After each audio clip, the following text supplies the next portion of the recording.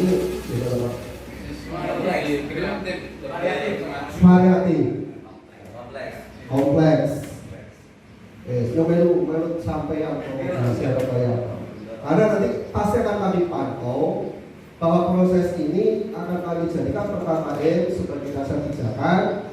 Target kurikulum merdeka di Kabupaten Khususnya MTS kira-kira seperti apa, sehingga selesai titik saya sudah bisa mengukur hasilnya nanti seperti apa. Bismillahirrahmanirrahim. Alhamdulillahirobbilalamin wa bihi nasta'in wa la umuri dunya wa bihi sadri wa yassir amri wa hlul lisan yafqahu qawli. Yang terhormat Bapak Nasaruddin selaku Kepala RT 7 beserta jajarannya, LPU beserta jajarannya di RT 7, Bapak Ibu Kepala Madrasah Sanawiyah KKN MTS 7 yang berbahagia, Bapak Ibu guru semuanya, peserta Tifek IKM jajaran MTS 7. Alhamdulillah, bersyukur kita pada kehadirat Allah Subhanahu wa taala pada pagi siang hari ini kita bisa silaturahmi bersama dalam rangka ijabah dakwah. Mudah-mudahan Allah berikan berkah ridho kepada kita sekalian. Amin. Allahumma amin. Salam salam seratus kita sanjungkan pada Nabi Muhammad Sallallahu Alaihi Wasallam yang seratus kita harapkan sahabatnya minat dunia atau akhirat. Amin ya rabbal alamin. Jadi kalau nyetel mic order yang pengen nyanyi. Boleh. Boleh bisa beli order di mic biasanya. Telena, biasa telena.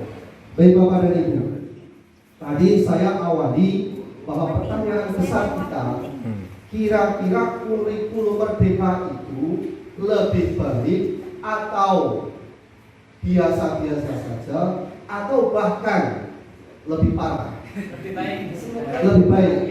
Alasannya apa Pak Amin? Bisa bervariasi, bisa mengembangkan preferensi anak. Bisa bervariasi, bisa mengembangkan sana. Sesuai bangunan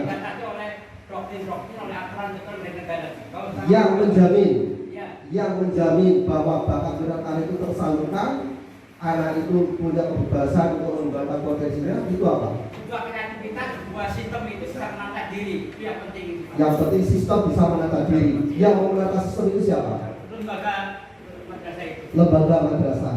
Menjamin nggak kira-kira lembaga atau madrasah yang Bapak Ibu kelola akan merubah minat bakat siswa? Jamin Pak. Jamin. Jamin ya. Sudah memahami bab yang ini. Menjamin. Ya. Artinya apa Bapak Ibu? Bahwa kurikulum merdeka itu sebenarnya memberikan kesempatan kepada kita untuk berkolaborasi, untuk berimplementasi dan sebagainya. Akan tetapi hasilnya pasti tergantung kita, tergantung panjenengan. Makanya tadi awal 80 peserta jaminannya ini Pak Nazar. Kalau tidak ada perubahan di madrasah Bapak dan Ibu, maka percuma ada kurikulum merdeka. Apapun kurikulumnya itu tergantung kepada kita selaku pelaku kurikulum. Nah, selama ini Bapak Ibu sudah mengalami berapa perubahan kurikulum? Banyak. Ada yang 5, ada KPK, ada SK kurikulum 13, ASP. Kira-kira dari sekian kurikulum dibandingkan dengan kurikulum yang sekarang, itu ada nggak jeda yang sekiranya akan membuat kita lebih nyaman, lebih enak? Ada nggak? Dari KTSP ke kurikulum 13. Kemarin kan ada perubahan mindset dari kurikulum 13 kepada kurikulum merdeka. Ini kira-kira ada perubahan nggak yang sangat esensi? Oh belum pintar belum paham ya Pak? Oh belum. Sebagai jawabannya Pak Gaza. Ya, jadi gini Bapak dan Ibu, kurikulum merdeka itu sebenarnya kita diberi kesempatan, madrasah diberi kewenangan dengan sumber daya yang dimiliki untuk mengelola pembelajaran sebagai suatu sistem yang nantinya betul-betul mampu menjadikan anak didik kita berkembang sesuai bakat dan minat. Tapi jaminannya pada kita, Kalau kita tidak berubah, maka kan ada beberapa tua ya. Seberat apapun pekerjaan, kalau tidak dikerjakan pasti terasa ringan. Ya ringan mau dikerjakan. Nah, sama kurikulum ini. Nah, kurikulum ini kira-kira panjenengan mengikuti atau tetap berprinsip atau tetap berpegang teguh pada saya tidak mau terpengaruh dengan yang lain. Jawabannya di mana? Di panjenengan semua. Jadi kalau karakteristik kurikulum, tadi Pak Hamid menyampaikan, yang pertama itu kan berbasis pada pembelajaran, berbasis pada proyek. Nah, proyek pembelajaran itu seperti apa? Yang belakang, proyek pembelajaran itu seperti apa? Kan pembelajaran berbasis pada proyek. Proyek bidang apa sih? Sudah pernah belum pembelajaran proyek? Sudah ya? Yang belakang, halo? Oh ini ahli tapi kafe Pak. Ini perlu ditebak. Monggo Pak, pengawas. Selamat datang. Nah ini kelihatan sini Pak, sini dulu Pak. Profil kurikulum merdeka. Ya, beliau Pak pengawas bisa dilihat tampilannya. Kira-kira merdeka belum? Belum. Hah? Belum. Merdeka belum? Belum. Belum. Pak pengawas katanya belum merdeka. Ya, Ibu Bapak yang saya hormati, ini yang saya sampaikan. Saya mohon maaf, ini kebetulan kepala kantor kemarin hari Minggu itu ada undangan dinas yang tidak bisa diwakilkan karena kemarin saya hari Rabu sampai Jumat saya tinggal surat untuk kepala hari Minggu sampai hari Selasa harus mengikuti rakerwil ya dari Pak Menteri, sehingga beliau kemarin Minggu jam 9 berangkat bersama ketua Dharma Wanita atau bersama istri ke Solo untuk mengikuti rakerwil, sehingga mohon maaf untuk pembukaan tidak bisa hadir. Insya Allah nanti kami agendakan agar Bapak dan Ibu ketemu langsung pada kepala kantor, benar-benar ngerti kurikulum merdeka itu kayak apa. Karena gini Pak Tumijar, tadi tertanya kurikulum merdeka dari 80 peserta ini itu belum tahu jawabannya. Jawabannya masih dinamis, sehingga tergantung dari Bapak dan Ibu sekalian. Ibu Bapak yang saya hormati, yang selanjutnya begini. Tadi yang pertama berbasis pada proyek. Yang kedua itu karakteristiknya apa? Yang kedua, karakteristik dari kurikulum merdeka. Udah berapa kali Bapak dan Ibu disampaikan oleh Pak Pengawas tentang kurikulum merdeka? Belum. Sama sekali. Belum sama sekali, betul Pak Tumijar? Oh baru mau hari ini. Oh iya. Mulai nomor tetap tahu jenengan aja bahaya aja. Ya, saya mohon maaf. Ya, artinya gini Bapak dan Ibu, kalau kurikulum implementasi kurikulum merdeka itu betul-betul diterapkan, ini baru dianggap bahwa suasana pembelajaran itu akan lebih menyenangkan. Tapi praktiknya menyenangkan dan tidak itu ya tergantung kita, tergantung Bapak dan Ibu. Yang namanya anak harus ngerti guru lebih dari pintu masuk mau duduk di kursi melakukan itu harus dibicara bocah kok. Wah dia potongannya guru galak, dia potongannya guru sakit. Pernah nggak merasa seperti itu? Sering. Merasa? Tidak. Ya hebat kalau tidak pernah merasa berarti hebat. Kenapa?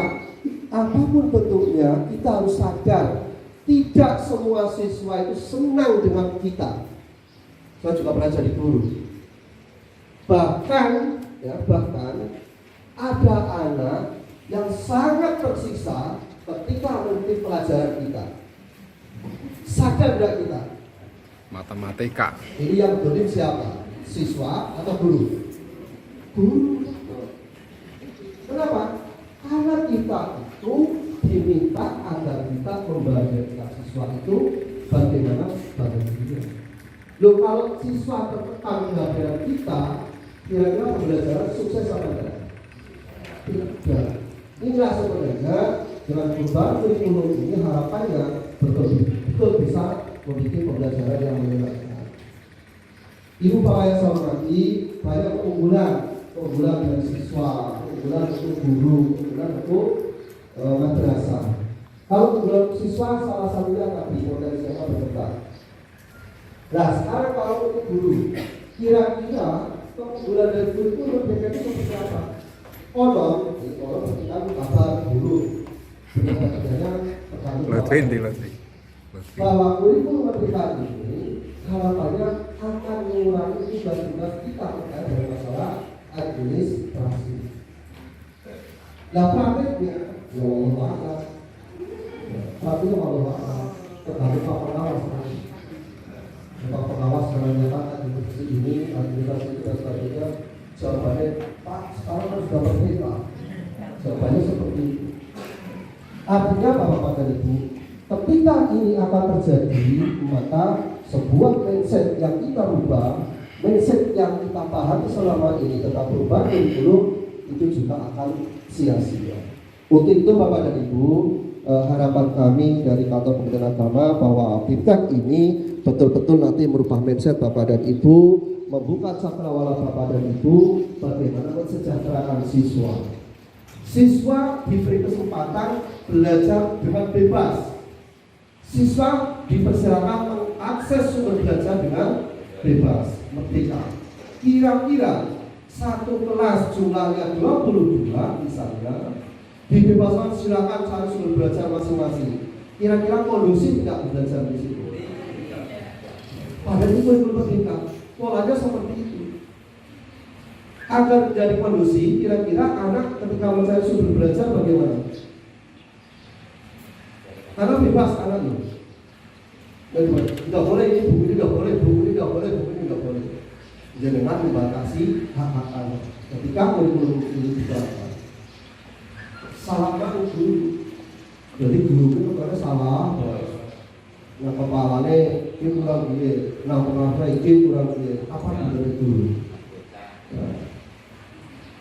Ya artinya Bapak dan Ibu, ketika kita menghadapi problematika mengambil sumber belajar anak-anak itu karena dibebaskan, maka kita harus mengarahkan bahwa sumber belajar sekarang sangat beragam dan sangat banyak, akan tetapi kita arahkan bahwa sumber yang ideal yang ini yang bagus adalah 1, 2, 3 dan 4, sehingga anak nanti akan terfokus kepada problematika dan sumber material pembelajaran yang baik.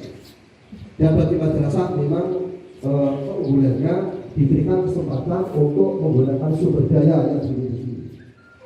Ya karena ini ada 9 ya Pak, 9 madrasah.